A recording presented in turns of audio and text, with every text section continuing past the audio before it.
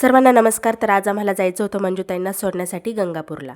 तर आज सकाळपासूनच मंजुताईंची आवरासावर चालू होती, कपड्यांची पॅकिंग वगैरे चालू होती आणि मुलींना मामाच्या गावाहून जातोय याचं वाईट तर वाटतच होतं, पण छान छान नवीन नवीन कपडे घातलेले होते. तर कपडे घालून त्या खूप खुश पण होत्या. तर मंजुताईंना सोडण्यासाठी आम्हा सर्वांचं जाणं असं काही प्लॅनिंग ठरलेलं नव्हतं आमचं, कारण मंजुताईंचे मिस्टर त्यांना घेण्यासाठी येणार होते, पण मध्येच त्यांना काहीतरी काम आलं, तर त्यामुळे त्यांना येता आलं नाही. मग आता मंजुताई बॅगी आणि मुलींना घेऊन कशा एकट्या जाणार, तर शुभ्राच्या पप्पांनीच ठरवलेलं होतं की आपण सर्वजण त्यांना सोडण्यासाठी जाऊ आणि तिकडनं येताना आम्हाला काही कामं पण होती. तर त्यामुळे मग आम्ही सर्वजण त्यांना सोडण्यासाठी गेलेलो होतो. तर रस्त्यात मुलांनी खूप एन्जॉय केला, गाणे वगैरे छान ऐकले आणि एकंदरीतच मुलांना सर्वजण एकत्र असले ना की छानच वाटतं. त्यातल्या त्यात मंजुताईंची ही लहानी जी मुलगी आहे मैथिली, ती तर खूपच क्यूट आहे आणि खूप ॲक्टिव्ह पण आहे. तर म्हणजे दोन्ही पण मुली खूप चंचल आहेत, त्यांच्या मला खूप आवडतात आणि सारख्या मामी मामी करत असतात माझ्या भोवती.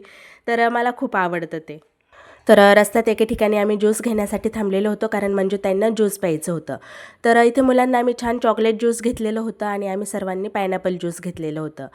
तर ज्यूस पण खूप छान आणि टेस्टी होतं आणि खूप ज्यूस पिताना मजा पण आलेली होती. तर शुभ्राच्या पप्पांना अजिबात वेळ नसतो, सुट्टी नसते, पण मग जेव्हा कधी त्यांना वेळ मिळतो, म्हणजे जेव्हा कधी सुट्टी असते ना, तेव्हा ते आम्ही न सांगता न हट्ट करता ते स्वतःच आम्हाला कुठेतरी फिरायला वगैरे छान घेऊन जातात आणि त्यांना स्वतःलाच फॅमिलीसोबत एन्जॉय करायला, फिरायला खूप आवडतं. तर म्हणजे ती आमची अजिबात तक्रार नसते त्यांच्याकडे आणि मुलं पण किती खुश आहेत बघू शकता. त्यानंतर आम्ही लगेचच म्हणजे त्यांच्या घरी जाण्यासाठी निघालेलो होतो. तर नाशिकवरून गंगापूरला जाण्यासाठी एक अर्धा तास लागतो आहे फक्त. मग त्यानंतर आम्ही म्हणजे त्यांच्या घरी आलो, त्यांना छान सोडलं वगैरे, बॅगी वगैरे त्यांच्या ठेवल्या. त्यानंतर म्हणजे त्यांचं चाललेलं होतं चहा नाश्ता काहीतरी करा, पण मग आता इतक्यातच आम्ही थंड ज्यूस घेतलेलं होतं, मग काही घेतलं नाही. म्हणजे त्यांचे घरचे सर्व दुपारचे जेवण वगैरे करून आराम करत होते. तर त्यानंतर आम्ही छान बाहेर आलो, म्हणजे त्यांच्या घराबाहेर खूप झाडं लावलेली होती.